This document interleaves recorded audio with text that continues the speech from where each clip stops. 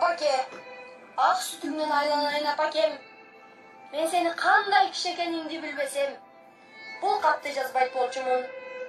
Senin akılmandığına, gayratına, senin küçüğüne işenip жазып olturam. Qancha da, emne dep düşündürüp, emne dep aytuuga söz таба албай, ала qanday акбаратты тиктеп olturgan kezim. Акыр түбү, менин кылган ишимди туура деп табаарсың. Ага шинем. О папа, сөзсүз мени туура дээрсиң. Кантсе да жүрөгүңдүн түпкүрүндө мага деген айтылбаган сурооң калар.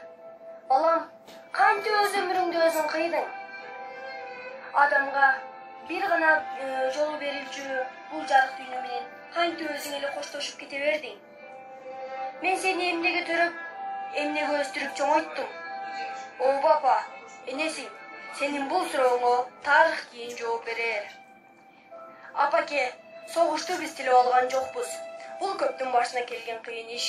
Бүткүл адам баласына балта урган зулум күч. Биз аны менен күрөшпөй кое албайбыз.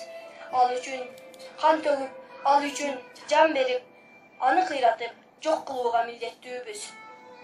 1 сааттан кийин мен мекеним тапшырган ишке барып, кайра кайтпаймын. Душмандын талуу жерине барып, аны кыйратып, өзүм да жок болом.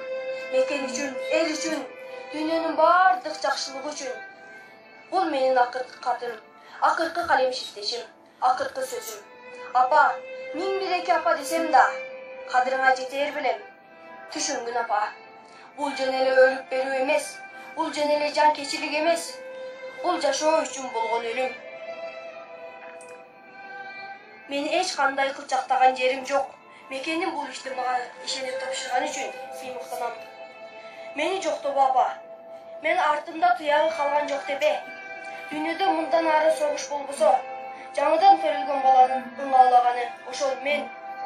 Бой жеткен кыздардын жоодураган көздөрү ошол мен. Бутакта көгөргөн жалбырак ошол мен. Талаада өнүп чыккан эгин ошол мен. Мугалимдин балдарга биринчи үйрөткөн А тамгасы ошол мен.